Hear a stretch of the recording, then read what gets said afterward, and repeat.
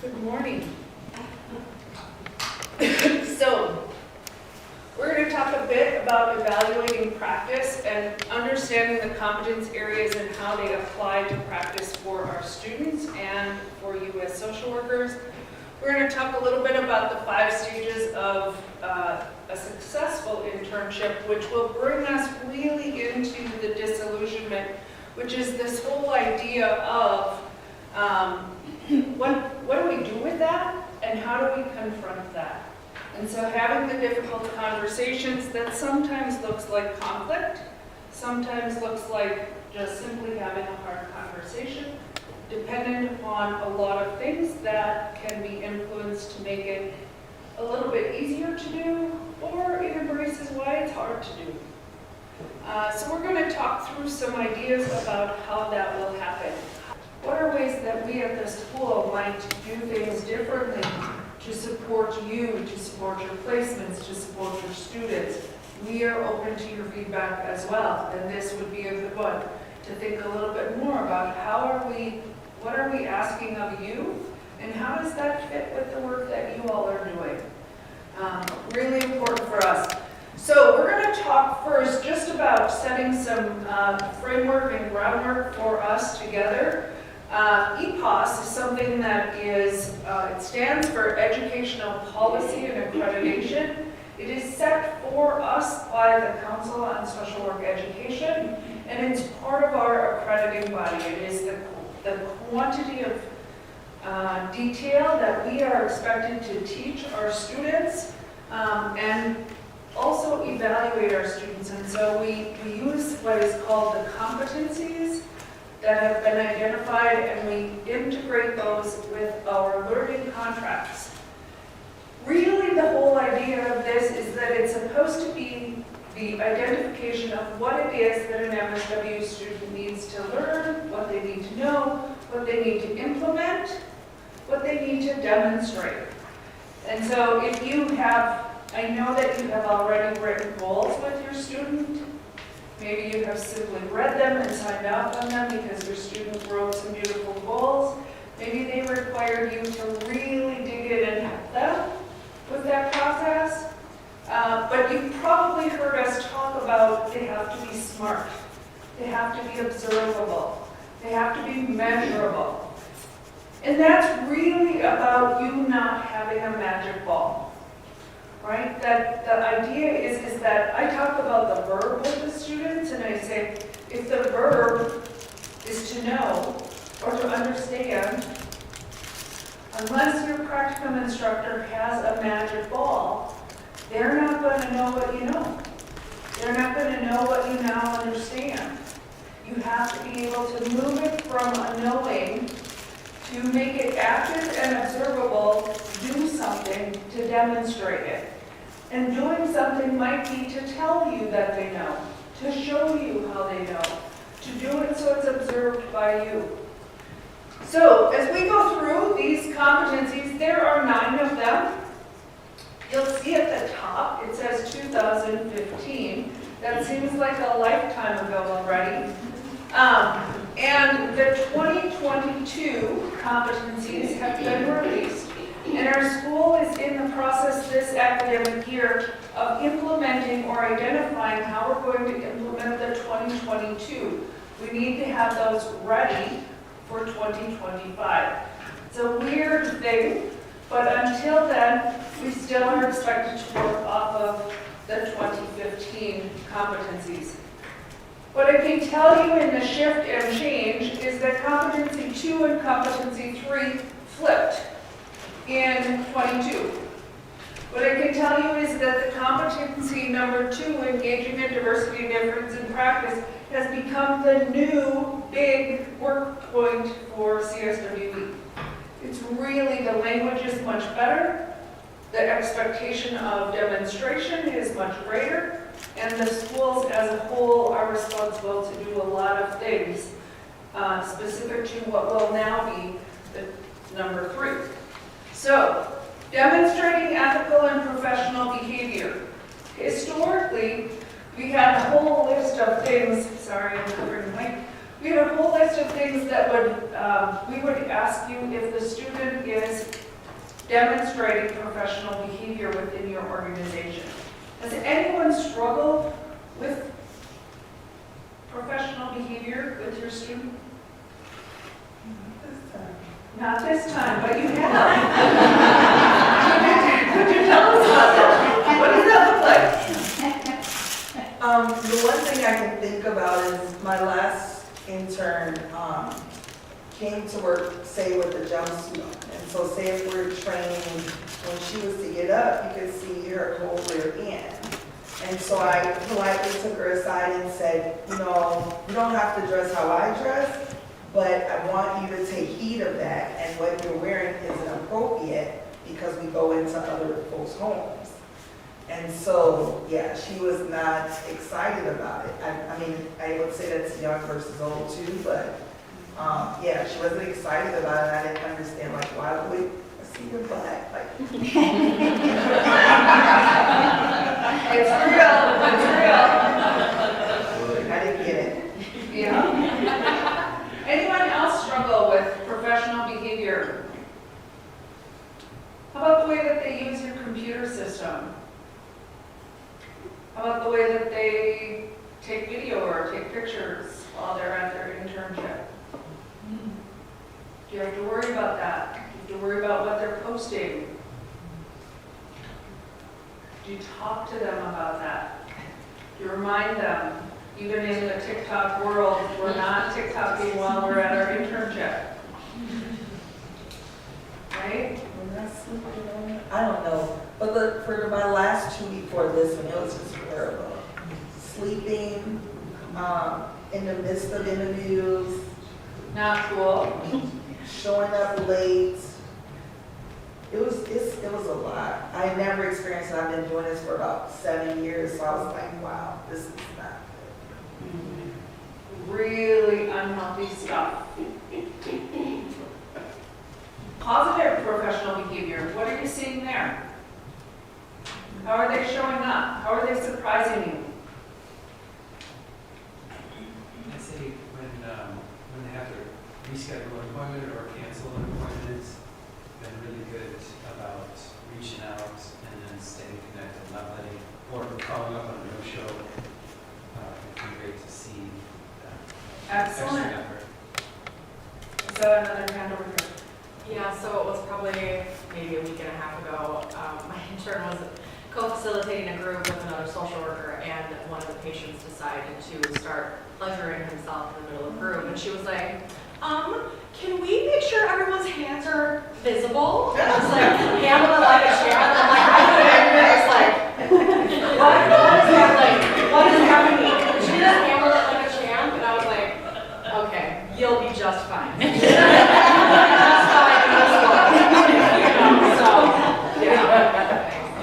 Excellent, That's excellent. usually when they don't even cover any courses.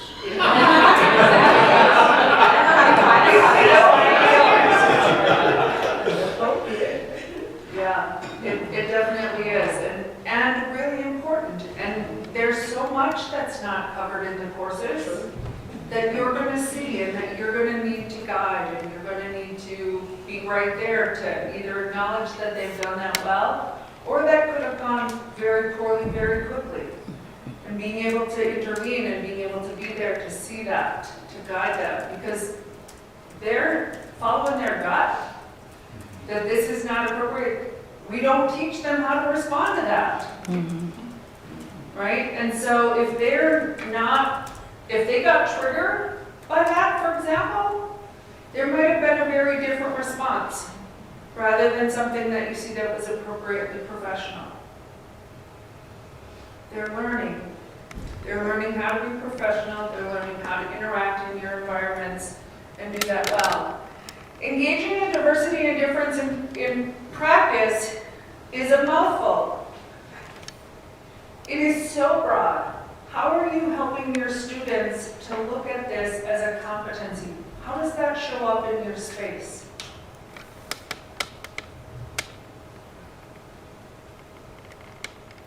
I have a patient I'm working with where religion and private school is extremely important, and unfortunately it's becoming a detriment to this child's mental health, and so we've been a lot of conversation about that, and how do we do that, and how do we talk with family, and very kind of reflective in our supervision.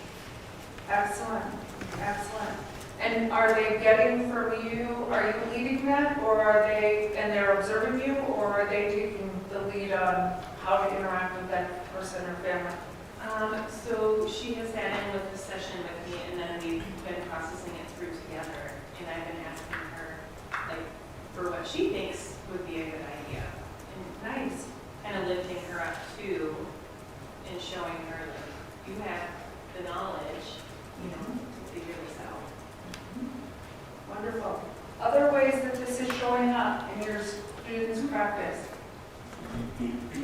One of our sites has a very large population of Spanish-only speaking, at least parents, and the kids are English speaking, so oftentimes our maximum student will be in with an interpreter or in with me and I'm speaking Spanish, and it seemed that sometimes I was talking to the parents, but then we have to revert to English back and forth, and so she's been in with and been part of those conversations with the interpreter. Excellent. So getting students exposure to an interpreter, exposure to maybe religion or spirituality that is different than their own. What are other ways that this is coming in? I like to say to students, you're going to engage in diversity and difference in practice unless you are doing some work with yourself in the mirror. And I really push the idea of intersectionality. We might have the same shade to our skin, but we live very different lives. How do we not make assumptions about the people that are in front of you? Yeah, my intern now kind of is saying, we had an interpreter. The interpreter was not interpreting well, and of course, I didn't speak the language. So my intern jumped in to help, and then how she felt about that. And I think right now she's actually doing a project about that kind of engagement and what it looks Nice. like and things of that sort. But then also as we debrief, because we debrief about everything we do, it's like, wow, she's upset, you know, because it was kind of like, that's my culture, why is she doing that? You know, so assuming same skin, look like me, but we're not the same, right? And so having that conversation. So important. Yeah. Our intern has been doing a lot of voter registration and outreach, and at a service site where there's a lot of different populations coming in through the space, and often there's an immigration clinic happening, and during supervision she was sharing and provided us some feedback too on how she was reflecting on herself, how she was nervous, she was making certain assumptions on certain eligibility questions of, you know, am I assuming certain people are citizens or not citizens, and how am I making sure I'm talking about eligibility the same way with everyone? But you know, like being really thoughtful, like, yes, eligibility is really important, and if there's an immigration clinic going on, it makes sense that you're being thoughtful about citizenship. And you're not, you know, getting anyone to do anything that could, you know, register if they're not eligible. But her ability to talk through and have that real reflection and making sure that she's not making assumptions, and about many different things about people's backgrounds. And so I just really appreciated that. And then we talked about how we could just continue to use those experiences to strengthen our training for all of our other volunteers as well. Nice. Strengthen our practice too. Awesome. Our students can bring up good things. Somebody else said, you know, they're informing us for other volunteers. That's awesome that that's happening. Anybody else want to talk about how you're seeing your student engage with diversity and difference in practice? How is this, and everybody's got it on their learning contract in at least one place.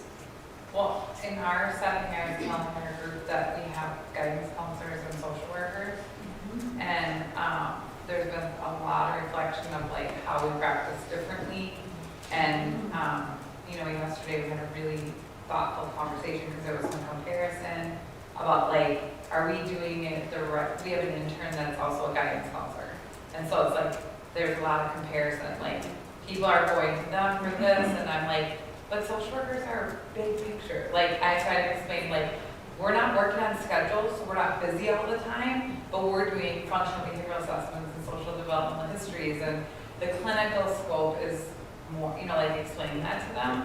And then also, like, we also have a huge Jewish population in Hopkins, so there's been like a lot of like, you know, race-related issues that are coming up at school, and just not assuming like what someone's, you know, religion is, and being able to talk through that has been like a really, especially with everything in the world right now, like there's been a lot of just real big stuff at school around that, so.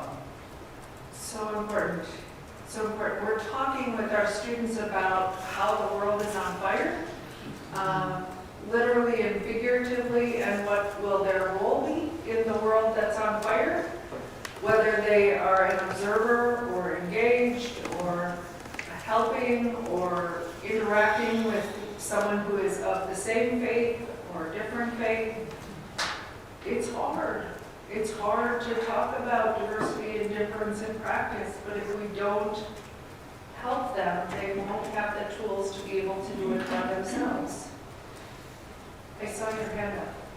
Yeah, so my student is an Asian woman who identifies as queer, and so she's really interested in seeing, kind of focusing her therapy practice on folks that are straight, and so she's starting to get some new clients, and we're talking about her worries about, are people going to have assumptions about her just because she also identifies as queer, and she's non-white, and like what's that all going to look like, and you know, even assumptions that she might make about kind of their process. And so it's been really interesting kind of just, you know that that's a population she really wants to serve, and then kind of help her to look at her worries about doing that.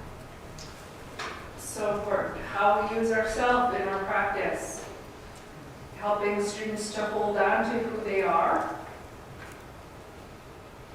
Going back to the idea of how are we helping our students, I've had students, Jewish students in my office who are saying, should I be taking the fact that I'm a member of a Jewish community group off my resume? Is it going to affect whether or not I can get a job? Am I going to be at risk or in danger if I keep it here?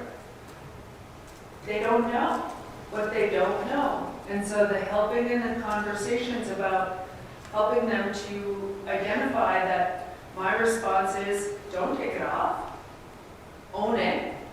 You don't want to be in an environment where you're not going to be safe.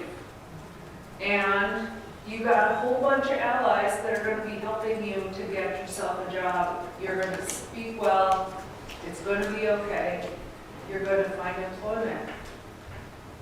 I'm very hopeful. I'm trying to convey that hope and that confidence to the student, and I don't know how that student's going to move in the world to either be successful or not successful in finding a job. That's reality. Competency number 3 says that we are supposed to advance human rights, social, economic, and environmental justice. Any thoughts about this one? Can I call on you in the back? Well, it's kind of what we were today. So, we work with low-income families and households, and so we talk about the way our society is set up to not be as helpful to that part of our community, and so what can we do with our services to combat that, and also what can we do with social workers in the bigger scheme to address that. Other ways that this is showing up in your students' placements. Anybody got a great example about environmental justice?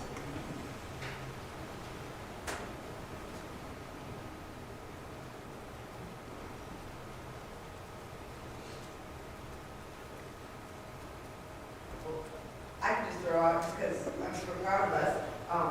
So one of our programs is a food show, and we get tons of produce. And a few years ago, we started composting the produce. And within, I think it was 4 months, it was like 1 billion pounds. It was just this crazy number of what was being picked up by the sort of composting truck that comes around and stuff. And so that just amazed me. That's how much food wasting or, discarding. I mean, we get lots of great protein, but there's always some bad stuff in it that we throw out. But it's amazing that now we can, make the world better by not just having that dump in the garbage. So it's just kind of a little small step we're doing, but I always make sure our interns know about that, just because that's a powerful tool as an organization. Other environmental justice things. When we think about, if you just watch the news one night, look at the news and look at what are the environmental justice issues. Yesterday, Texas had an explosion. Chemical plant blows up. Huge plume of toxic air goes into the community. Who's managing the evacuation of all of those families? How would it impact a social worker? People are starting to get cold at night, living outside. They need to move inside. They're not going to be able to live in their 10 cities all winter in Minnesota. What is that going to look like? How does that impact the children, the families, the individuals that your organization serves? Do they have a winter coat? Can they afford their utility bill? Where do they get resources? What are other environmental factors that are specific to Minnesota and the communities in which we work? We can say access to food, food deserts. Where do they get to go for groceries? How do they get there? What does transportation look like? Other ideas? One thing Seeds to Harvest works on is there was a big tornado in North Minneapolis a decade or so ago, and it took out a lot of trees. And trees provide shade to make it cheaper to heat and cool your house. They help absorb pollution. So having a lack of the tree canopy really does affect people's health and well-being. So working on planting more trees and teaching children the importance of taking care of our community and watering the trees so that they grow and become healthy and provide that resource. Awesome. Recycling programs within your organization. Do they exist? Can your students help kickstart something that doesn't exist? There's so many different ways to think about human rights, social rights, economic rights, environmental rights.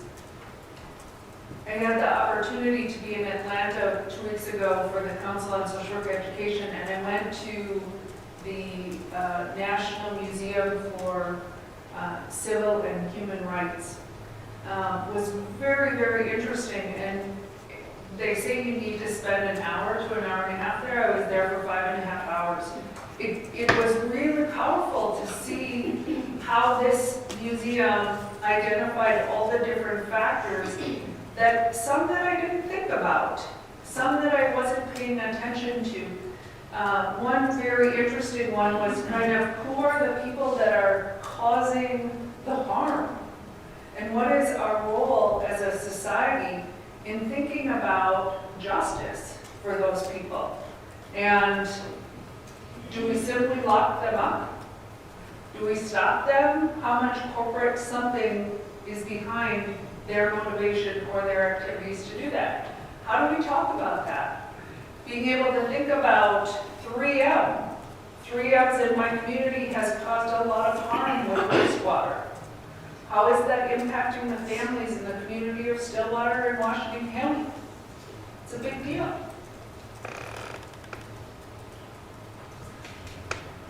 How does it who are working in child protection services, and even though it's not, what I'm about to say is not environmental justice, I had a conversation with one of our students that I really appreciated. As we know, there's a lot of disparity rates in the Native and African American community, but there's also a lot of disparity rates when it comes to young people who have disabilities. And that's an area that I don't even talk about enough, but she's in the process of trying to do more research on how do we, because when there's a report made and the child has to do an interview about some of the abuse that's been allegated, we have kids who are nonverbal, and there's not a whole lot of differences in how we interview kids who are nonverbal. And so those kind of cases can sometimes fall through the cracks because if they can't report, if we don't have evidence, no one acknowledges or confirms the abuse, then we have to move forward with maybe a closure or something like that. And that can be very detrimental to young people, as many young people may have known.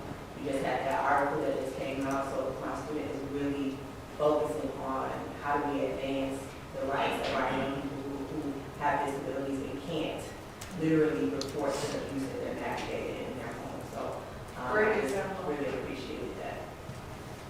Great example. Last comments, thoughts about this competency? So competency 4 has to do with engaging in practice-informed research and research-informed practice. Anybody got a good summarization of what that means? You may have heard my experience, and what I tell students is imagine that you have a backpack. We're going to give you a backpack, and at school, we're going to fill your backpack with all the knowledge, skills, resources, values, ethics, etc. You will become research informed, and we will then ask you to go to practice with your backpack and use what you have learned from school. You bring the research to practice, and you use it, and inevitably, some of what you are finding that you're going to use won't work. You've got to modify it. You're going to find that you need some more research.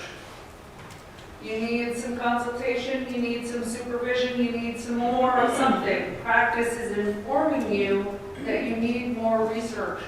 So you come from practice, you come back to research, you come to you.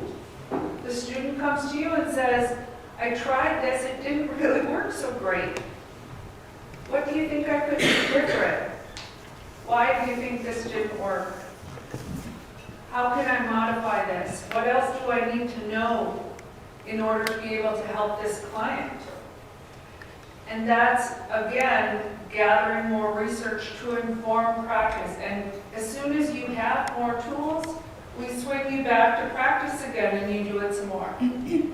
And so this idea of this competency is watching your student take what they're learning, apply it, talk about how it feels to try it,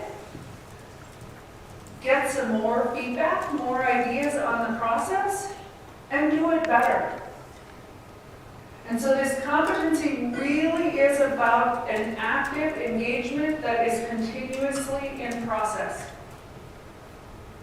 Do you see your students doing that? Maybe, maybe not yet. Maybe they're just gaining some research at this point. Maybe it's subtle ways that you're seeing that they're gathering the information, but they're not yet applying the information. Competency 5 says that you're going to engage in policy practice. Competencies 4 and 5 tend to be the two competencies that our students check the box the least amount. They are the most academic language, and engaging in policy practice kind of scares most of our students. Some of them think, oh, that means I have to go to social work and at the Capitol, right? I need to talk to a legislator. I need to do something big. When in reality, there's a policy about who has a key to the building. There's a policy about who's eligible to come in the door. There's a policy about who's eligible to stay inside. And there's a policy about when someone needs to leave again. There are policies about everything that we do. We are a very governed by policy profession. And helping your students to see that if they're doing something, for example, a clinical, they're learning how to do a diagnostic assessment, they gotta really look at what policy says about what needs to be in that.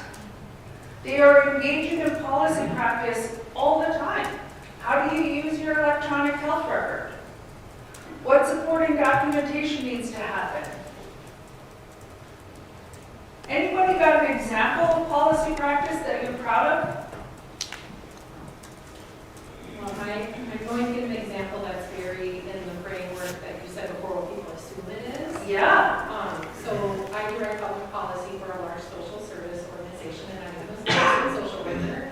And kind of, our student gets a lot of experience in leaving 3, 4, and 5, where as we have practice-informed policy change, so we hear from our lines of service, here are the problems that make it so that people can't get access to service, or here are opportunities that we see that can increase access to service, and taking that and using research to help inform the policy, and then working in coalition with many different other groups, whether it's mental health or disability services.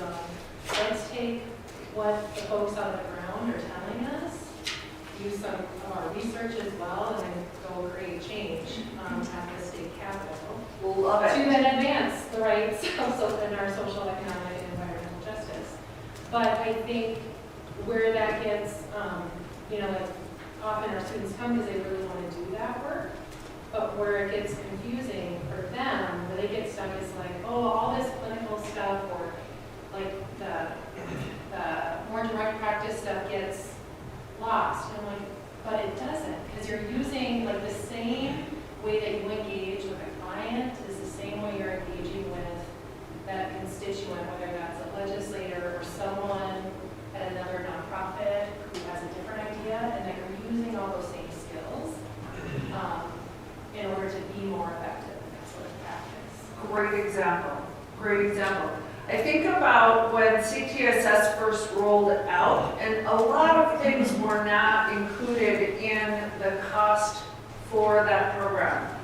And over time, there's been so much advocacy that other things get included in what gets reimbursed.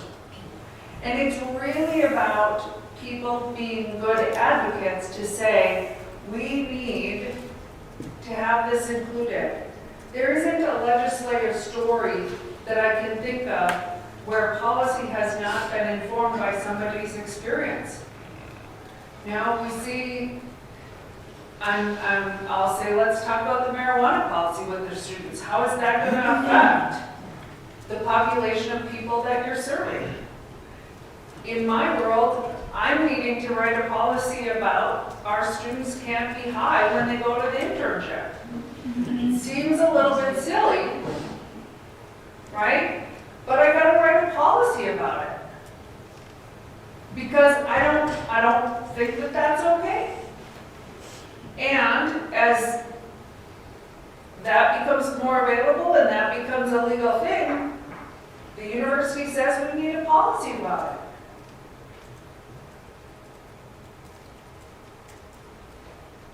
Any policies new happening at your organization that are impacting your students? Subtle changes. We had a new policy, but it was a good one, I think, for them. We've never paid our interns. That's new for them. Nice. So. Nice. I want to spend just a moment as a side note. One of the things that has happened in our school that will impact us next year is that our general counsel, our legal team, has said your students can get a stipend. Your students can be paid on an hourly basis.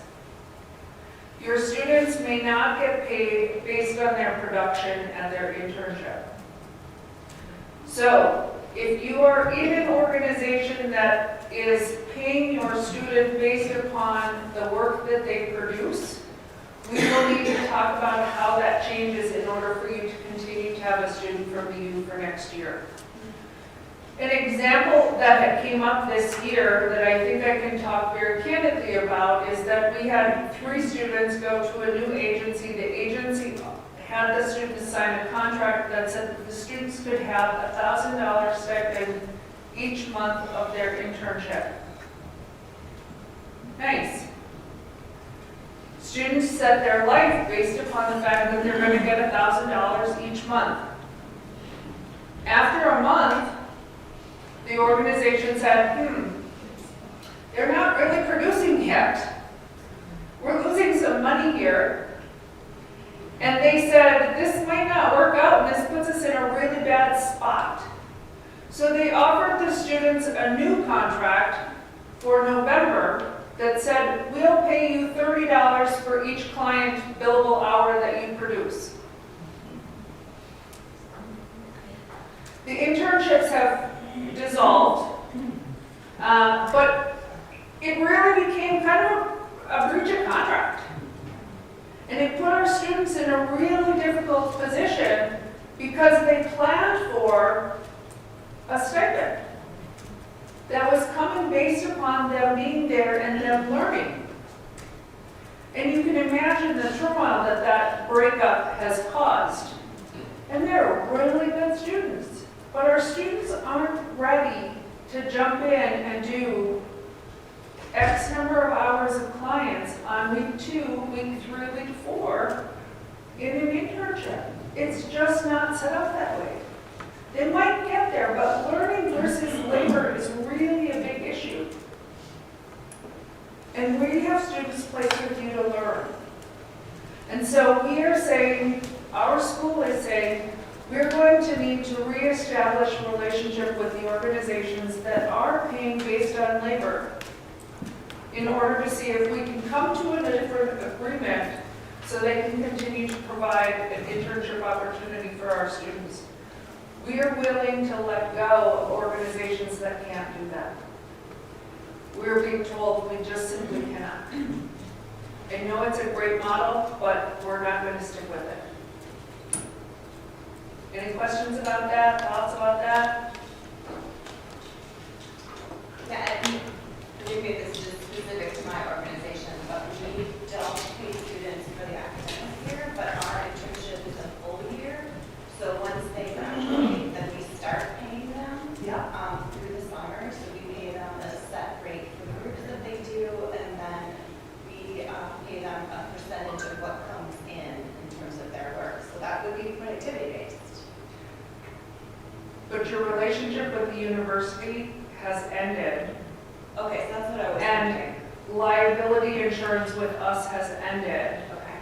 And so there's not, if you choose to have your student do 3 months of employee-based work beyond what the school's expectation is, it's totally okay for you to do that.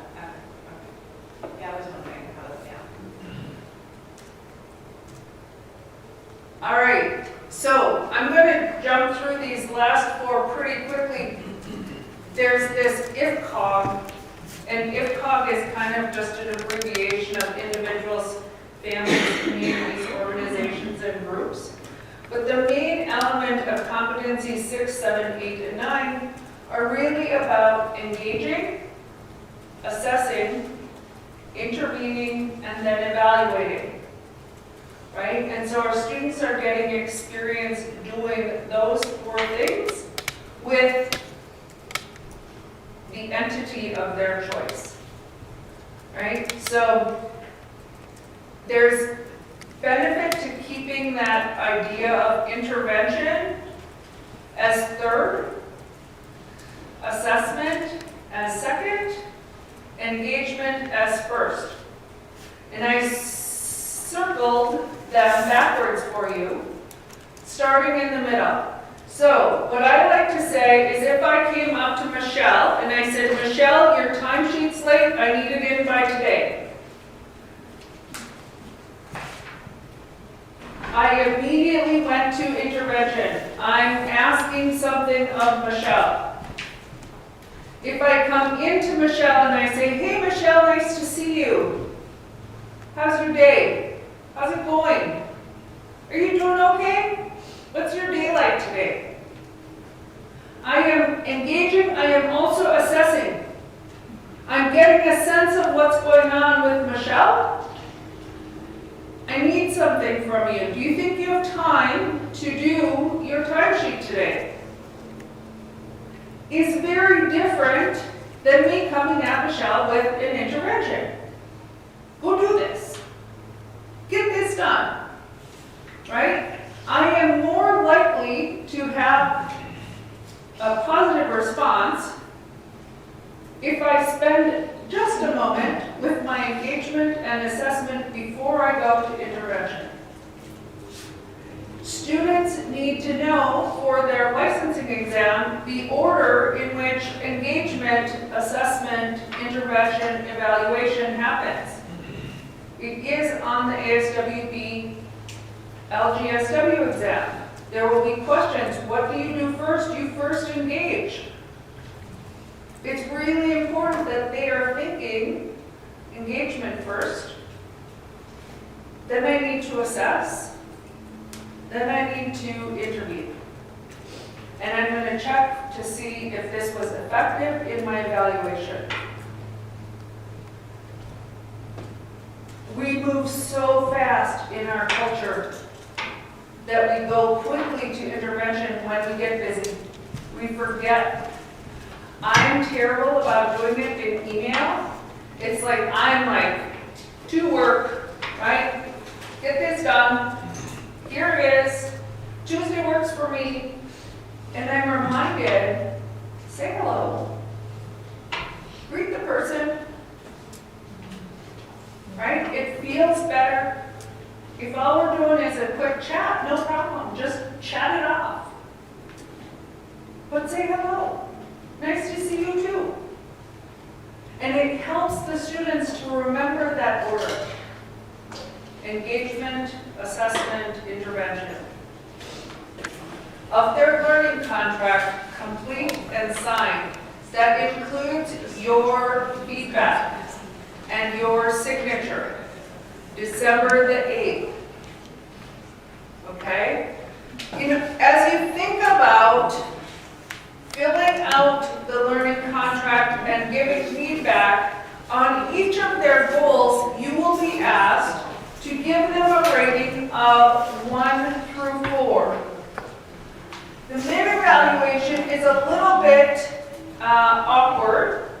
Some people think, well, for halfway through the year, they're doing really great for halfway, right? It's a cumulative experience. And so when you're thinking about the completion of the goal, a 0 or a 1 is not yet competent. Their knowledge is not yet fully developed.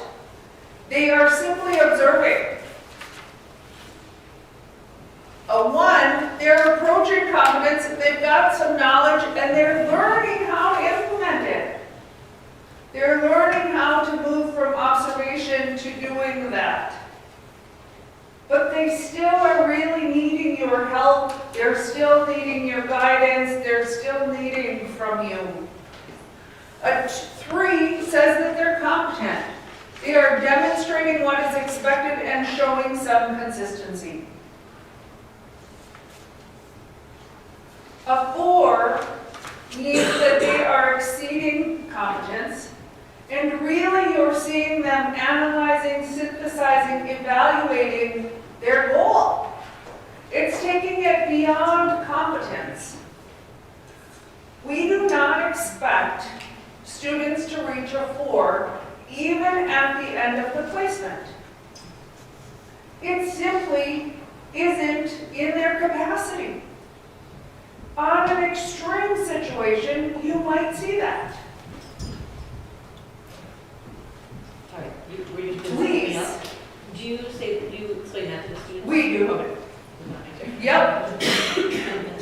Well, I'm just wondering though, because I've given 4s. Everybody gives 4s.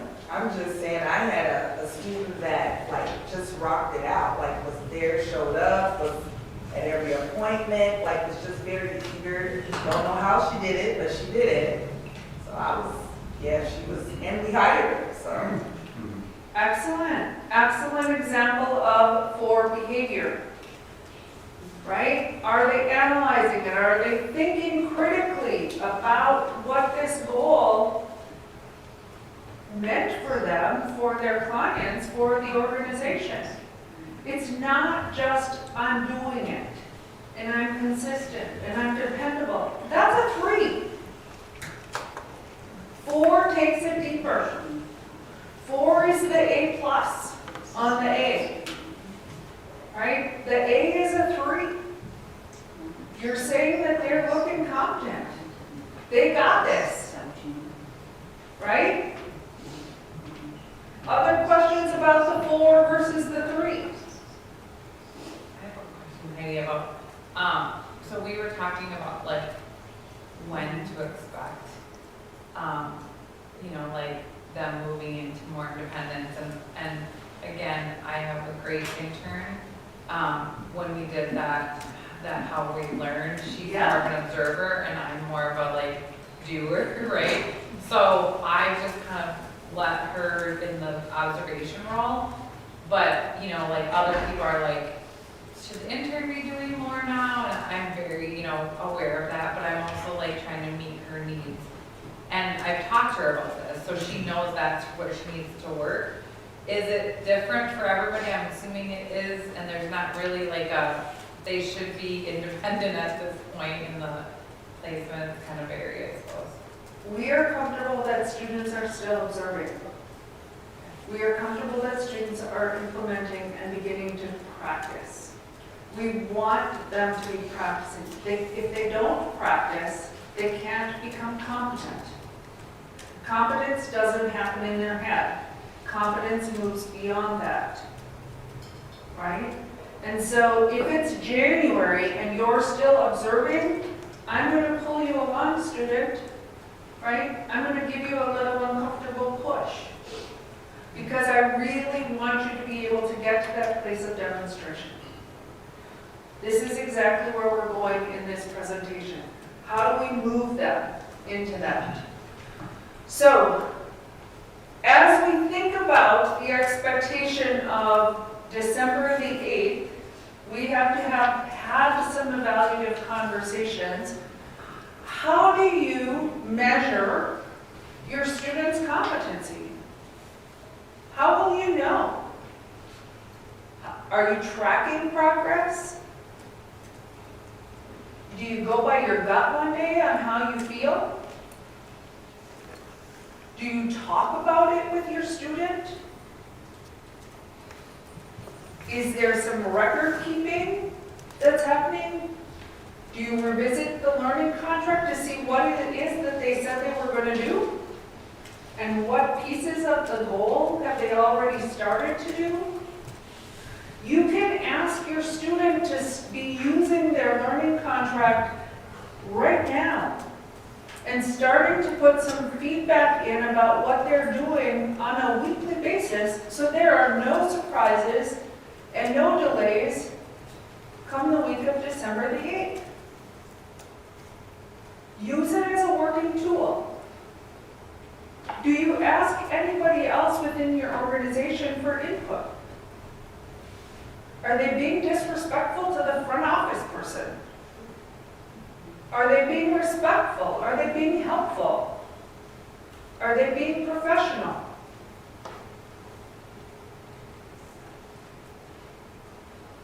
How do you do it? Anybody got any tricks or tips on things that they do in order to be able to give good feedback? I like to randomly show up to things that I know she'll be doing, because we have prepared with like a preceptor kind of, but not officially. And they know like what groups this person is going to be doing and what unit she's going to be on, and I kind of check with the preceptor saying, hey, don't tell her I might show up today, but I'm just like, hey, and I come in and I'm like the 16th person in her group, and I ask questions and I just kind of see how it's going, and so for that way it's not like I have to act prepared and like, you know, fluff up what I'm doing, which my intern doesn't need to fluff anything, she's fabulous, but, you know, just in case, right? And I do the same thing to my social workers because I want to treat her as a student, but also like if she wants to, you know, really step into a social work role, like I'm gonna treat you also like a social worker and have similar expectations, but also just know that you're still learning and that's okay. So that's kind of, I like to just jump in and surprise her. Thank you for doing that. Ours, I mean, my intern and I, we work pretty much hand in hand because of the nature of our job. But I often ask her first, like, where does she feel like she did well and where does she feel like she needs improvement? And then I will give her my feedback. And then we often talk about like the difference between what I observed or what she observed. So that was, she's kind of starting to move in the discussion. And I'm not just like coming in and bashing on like things where I'm like, ooh, that was a little rough. Or you did really good there and she feels like she did poor there. I like to hear from her first. Excellent. And you, if her perception was off from yours, how would you address that? A lot of times first I'll let her initiate, like, why does she think? I try to like put a lot of the thought on them of like, think about why that would be or why you would approach that a certain way, why do I have a different opinion? And then once we've kind of started that conversation, then we'll talk about what was the difference and where did that come from. So if they feel like they did really poor on something, and I feel like it was a strength of theirs, you know, asking them why do I think it's a strength and they don't feel like it's a strength, and letting them initiate that conversation. So then I can come in and fill in the gaps rather than just like blurring on. I wanted to be more reflective for them, I guess, is what I'm getting at. Excellent. What I heard in that were three important words: why, what, and how. Why, what, and how. When is the other. Those are all different parts of our brain in reflective supervision. They are all different parts of how we learn and where we go to first. And it goes back to that learning style inventory. The why is the accommodator. Asking why did you do that, doesn't necessarily mean that they did it right or wrong. It's just, do they understand why they did it that way? What were they thinking? What made them choose to go left instead of right? How do they learn to trust their gut, their instincts, their heart?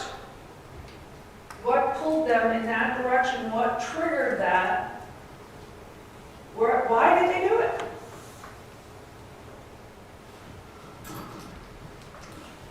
So we're going to talk a little bit about this confrontation element.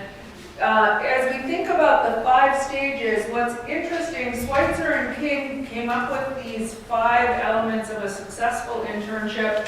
We've talked a little bit about the anticipation and disillusionment. We're going to talk a little bit more about confrontation. As you see, competence and culmination will come soon. So as we think about anticipation, this was pre-meeting the student or pre the student starting, where we were thinking about what if. What if this student is the wrong student?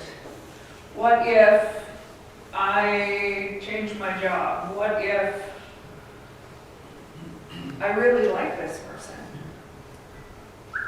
I wonder if they're going to add a whole lot of work extra to my schedule. They're also in a parallel process of this wondering. In disillusionment, we begin to see a new reality, right? The idea around this is that you'll hear them saying, I thought, what? I thought this was going to be easier. I thought we were going to help people find housing. I thought I was going to help people get their needs met. What was it that your students telling you I thought? Because something, they thought maybe that you had a cake. Right? Or some magic potion to make things better. And you're simply a human with flaws. right? Some of them have put you on a pedestal to be somebody that they want to be. And they want to learn from you, and they realize that you don't know how to change a tire. Right? I mean, it's just so simple that we lose and fall from their pedestal. They expected something. Right? What did they expect when they came to your agency? Josh, you said, my student expected that I would have 3 clients and nobody showed up. I expected that they would want this therapy. It's free. Like, why aren't they showing up? That becomes disillusionment. I thought. I expected. I wanted. And they start to make some assumptions about it seems like something else is going on. It's harder. They're learning, right? And so you can see all this mental stuff happening for them in the disillusionment. And some of it starts on day 1, but some of it just like happens. And some of it, it's like that, are they holding a grudge? What's going on? Right? Why is it that your student is experiencing this disillusionment? It's going to show up no matter what. With almost exclusively every student is going to have some element of disillusionment. And so we really push that this is normative. We want you to bring it up. We want you to talk about it with your student. We don't want you to be defensive or surprised that it's coming. It just is there. I will say that in the cancel culture that we have, or in the grind culture that we have to work really hard, the expectations of what you're going to do and how you're going to help people. And like, you turn your phone off at 5 o'clock. Like, what are those people supposed to do? And our students are like questioning where your values are. Right? Or you're not responsive, or I can't get this person on the phone. Why aren't they responding? Whatever the things are, they're still in this space of disillusionment. And what happens is that it creates this element of conflict, challenge, something. If we don't confront this, we really start to have a breakdown. And the students show up in ways that we would prefer that they did not show up. But if we don't address it, they're going to just carry it along with them. Some of the ways that they're going to show up is they're going to show up afraid to make mistakes. They're going to have some fears. They're going to see paralysis. What does that mean? It's like they're doing nothing because they don't know what they're supposed to do. They might stop showing up. If we don't go to confrontation, these kind of weird behaviors start to pop up. Some things look a little passive aggressive, some things just look aggressive. And so the need to talk about it, stop making excuses, like, let's get to work. Let's deal with the reality of what we have, who we are, what our capacities are, what our agency can offer, what we can do to help this child right now. It's really important that we have that conversation about confrontation. Thoughts, questions, ideas about this disillusionment to confrontation?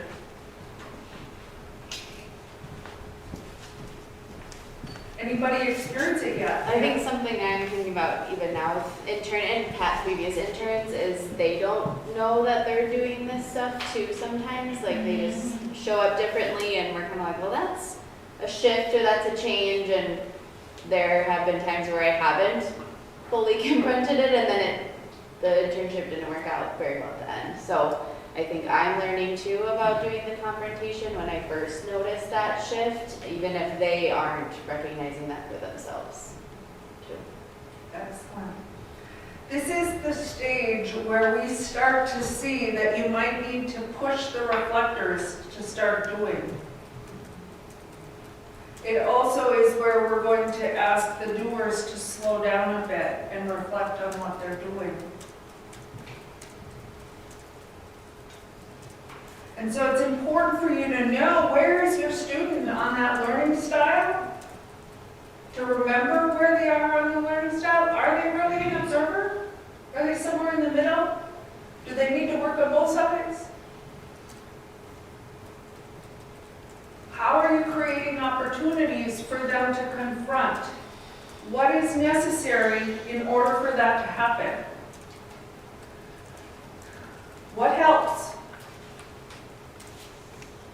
What really helps is good supervision. Some elements of that, having regular supervision with your student. Time that is truly dedicated to sit down with them. To let them know that what they have to say is important. It's free from interruptions. Right? It's hard. Sometimes it is truly hard. Those of you that are in the hospital, I give you an out. Like, sometimes you gotta leave the hospital in order to get that moment, that time. Preparing and planning. I was at a conference, I said in Atlanta, one of the things that I heard another practicum instructor say was that to not prepare for supervision is unethical. And that is true for both the student as well as the supervisor. I thought, I gotta sit with that. Right? What does that mean to you? How does that motivate you to hear if you are going to do or engage in supervision, you need to prepare? Not preparing is unethical.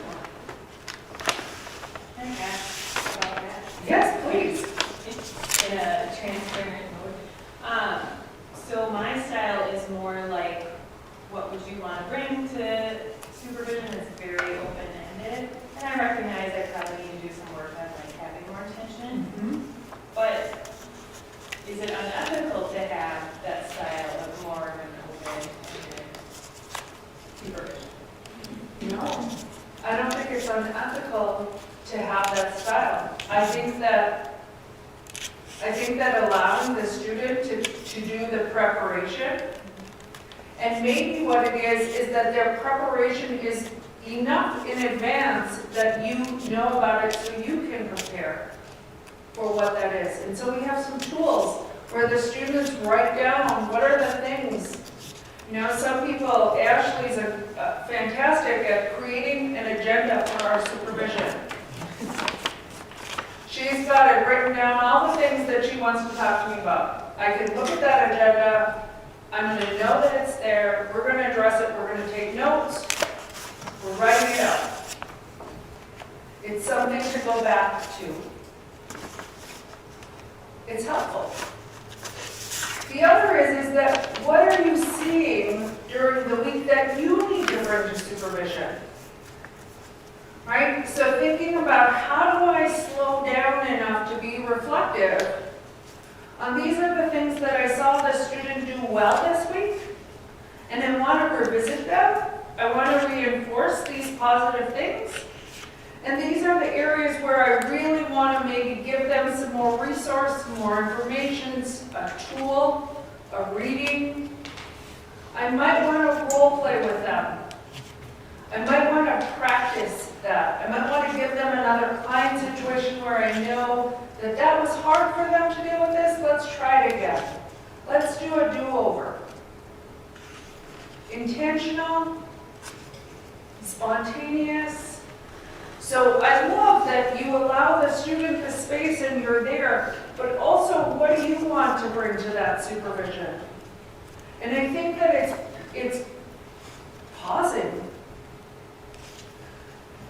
I'm re-listening to Rest is Resistance. If you haven't heard it, read it, take a listen, take a read. It's a great book. But that idea of slowing down and claiming the space for yourself and being intentional about what we're going to do.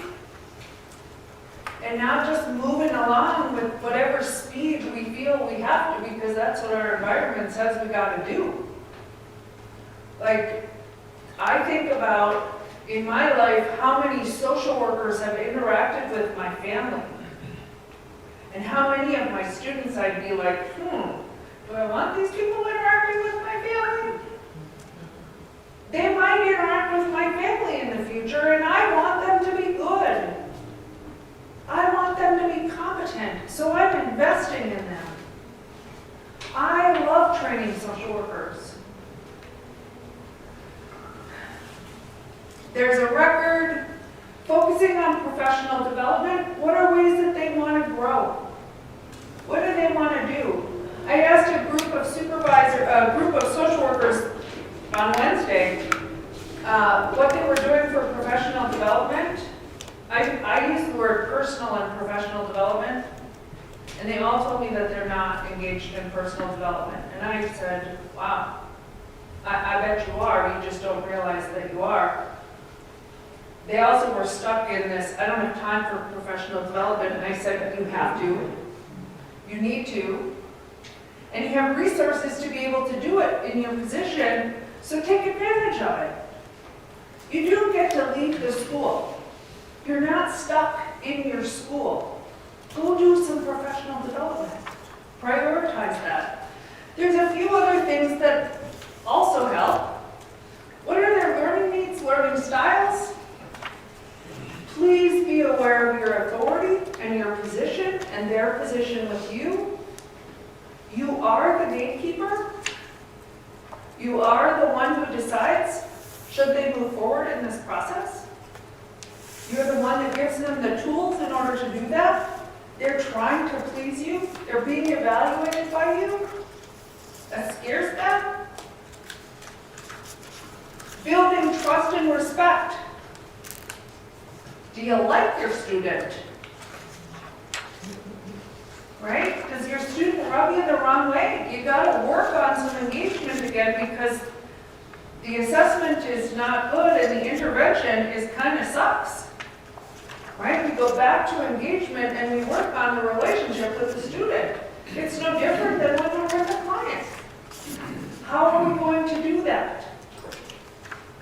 How are you going to build a space where there's mutual respect, good communication?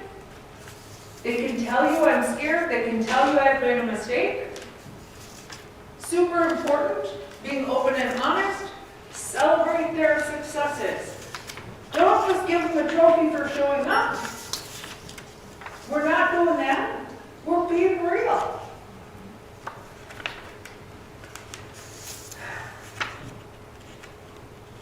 I think that this is a really important, just a reminder, they can't do what they haven't seen you do. Right? If they don't see that it's a possibility, they won't know that it's a possibility. Questions, comments, ideas about these supervision ideas? I think, my student has had a lot going on in her personal life since the school year started, and it still continues to show up, just as we all do as social workers. But one thing that I've added to our supervision, the last question I asked her at the end of our time together is, what have you done for yourself this week? And I think, the first time I asked her, she's like, what? I don't know, I couldn't answer it. And, we talked then about the importance of, even if it's something really small, that she took the time to care for herself, because I worry about her burning out, and so I think if we can kind of instill that in students before they're really deep into the field and doing all the work where they're feeling overwhelmed and balancing that with things that are going on at home, the more it becomes a part of their practice. And hopefully then the less people will burn out more quickly. Right on. I match that too with, I learned this from my practicum supervisor of if they're struggling to do something for themselves, then I ask, what can I do to help you take care of yourself, you know? So my current intern shared, you know, spending time with my husband on the weekends and carving that time out. So when we have supervision or that one-to-one, I say, what do you have planned for this weekend? Or what did you do this week? You know, to try to help support her in carving out. Excellent. It also helps integrate whole person into the work that we do. I think I want to hear more from my intern about like what is scary and hard in the work that we're doing in groups with really hard kids. I don't think I'm sharing often when I'm scared or confused. I'm normalizing those feelings, but I'm not directly talking about my own experience. So Awesome. I think that's what I want to have in. Awesome. It definitely falls in line with this. Right? So, thinking about breaking through that barrier in the third confrontation stage, Schweitzer and King talk about three things: the power of belief, the power of will, and the power of effort. And as we think about belief, it's really this idea that you have to believe that you can do it in order to be able to do it, right? And so some of it is if you've got a student who's saying, I'm afraid, I don't know if I can, sometimes they need your belief in them in order to be able to say, you can do it, and I'm going to be here to help you. You can have the trust in me that if you get stuck, I'm going to help. I'm going to step in. Let's believe together that this is possible, and they will take a step forward. Right? Change is possible in that belief. Will, the idea of having some determination, they're sure that they're going to do it, they're sure they're going to move forward with intention, change might happen. And effort, you have to do something. You've got to put the effort in order to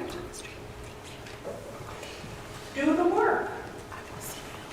And it has to become observable because you have to evaluate it first by December 8th. We're looking for them to do something. If they haven't done something, they can't move towards the tree. So we have a few ideas here. These are all papers that you have. Prochaska came up with the model of the stages of change. And specifically, it starts with pre-contemplation, moves to contemplation, goes to preparation, and finally takes action. Action becomes observable. Your students are learning certain things, new things, all kinds of things. Until we get to the change and action, we're not seeing that it's observable. The same is true with our clients. They're not aware what they need to do when they first start with you. They are pre-contemplative. They don't even have a clue. Right? How do we do this? Contemplative, they're starting to get a sense. Planning, I think I might be able to do this. And until they get to that action, where they are taking the action, it's not observable. And then we see the maintenance. The maintenance is the growth. The maintenance is the growth in this process with your students.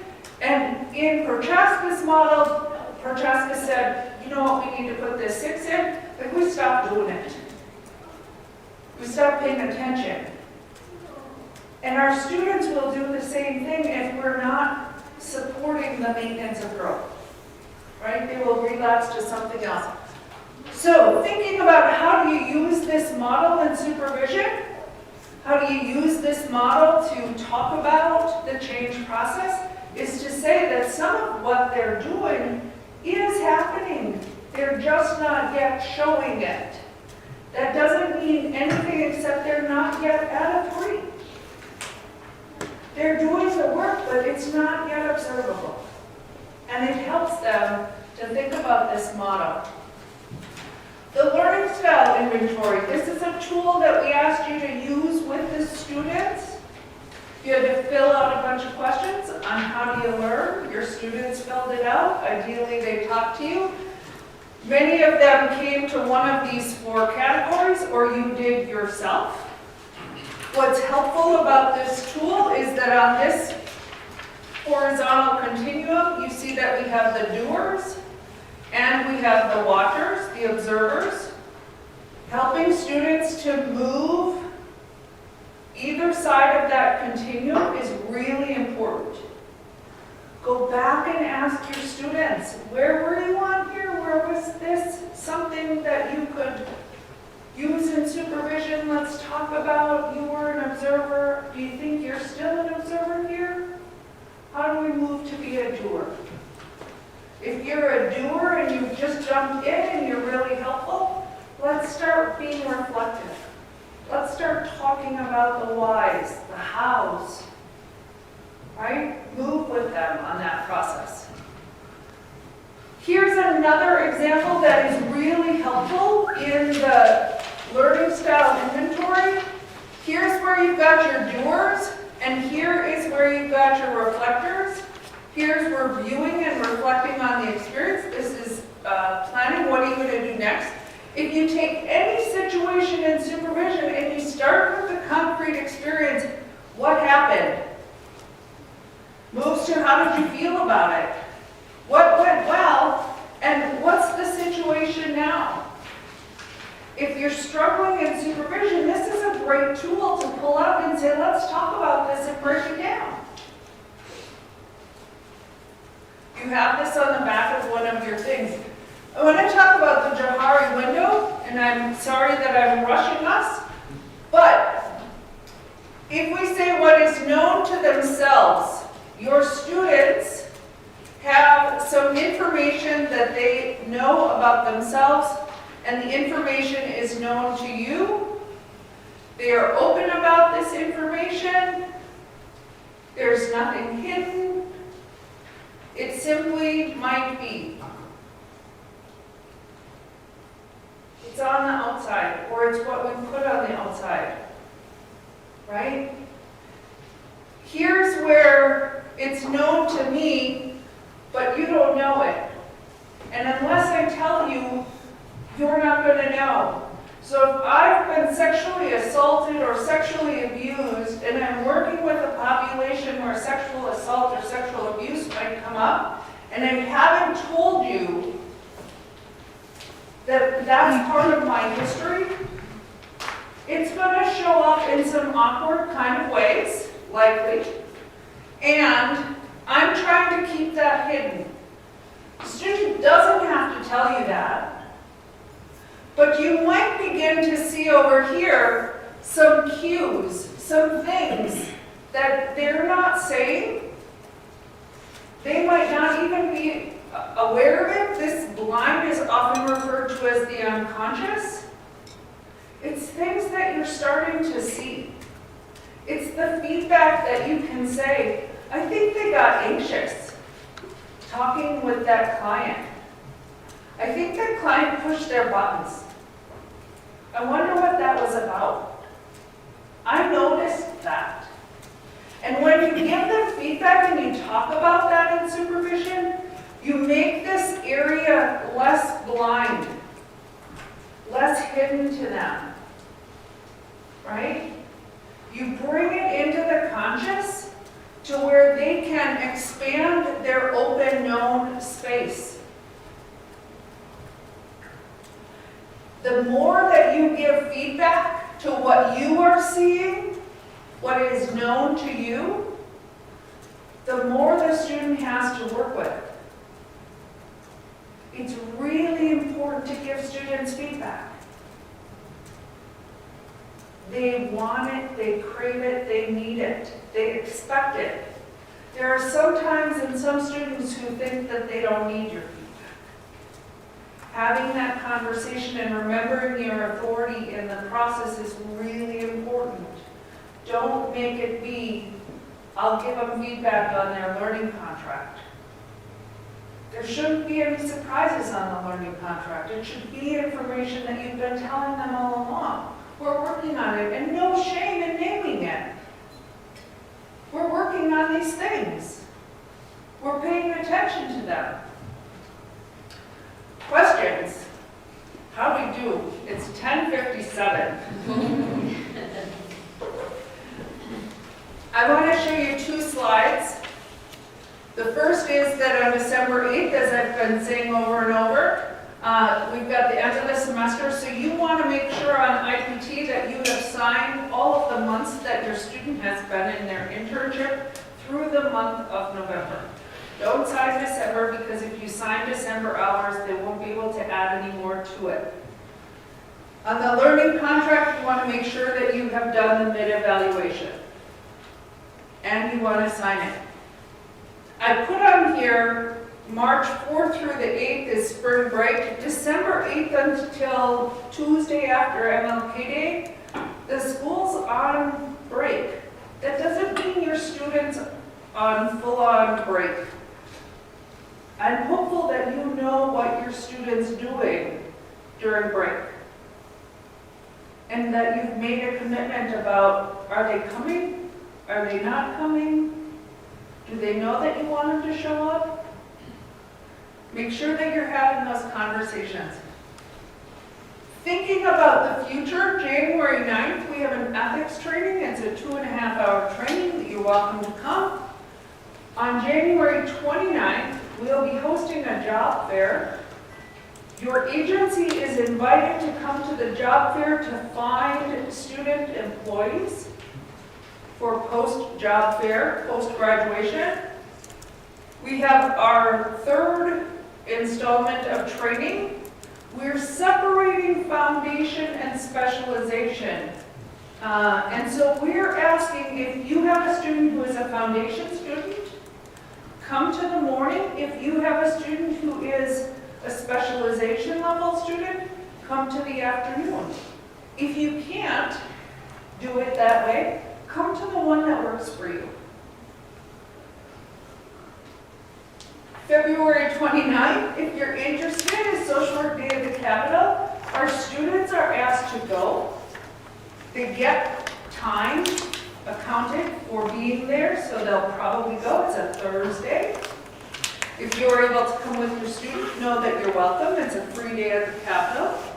Not that every day is not free, but it's fun. And in April, we have the Practicum Agency Information Day. That is what used to be the field fair.